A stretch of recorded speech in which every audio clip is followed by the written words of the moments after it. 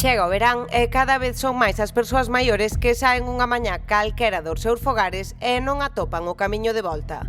Os datos xa non deixan lugar á dúbida. O calor disparou as desaparicións e que no 2025 rexistráronse máis de 1000 denuncias por desaparicións de maiores de 65 anos, un 8,6% máis co ano anterior. O aumento das temperaturas nos meses estivais converteuse nun grave factor de risco, tal e como alertan dende a Axencia Galega de Emerxencias. O verán, de algún xeito, estimula, non digo que estimula a desaparición, pero sí que estimula as actividades, non? E que coa suba dos termómetros aumentan os paseos e as saídas ao exterior, o que coincide cunha perda das nosas rutinas habituais, especialmente naquelas persoas con deterioro cognitivo. Se iso aplicamos a uns colectivos de especial vulnerabilidade, como este tipo de xente, pois, con algún tipo de afección, de algún tipo de demencia, Alzheimer e demais, pois é certo que, bueno, eso pode provocar que, bueno, sería unha situación normal, deixe de ser normal, se poda convertir nunha situación de desaparición, non? As causas repítense: golpes de calor, deshidratación, fatiga ou confusión, sobre todo en quen vive só ou segue tratamentos farmacolóxicos que alteran a súa resposta. É por iso que o tempo vólvese crucial para quen traballa contra o reloxo. E as primeiras horas son as únicas horas. Ante calquera ausencia, a recomendación é clara: a alertar de inmediato para evitar que un simple despiste remate nunha traxedia.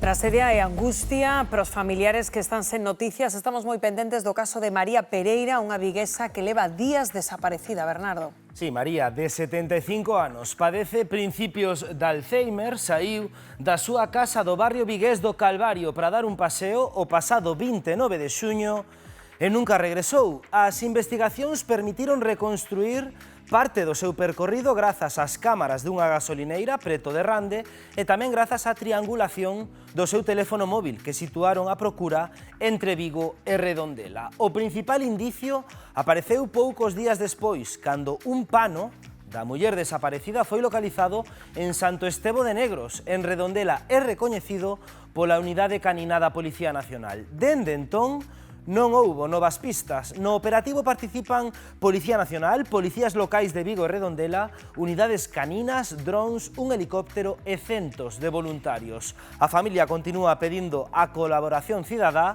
convencida de que calquera detalle pode resultar decisivo para resolver esta desaparición. Mandallo.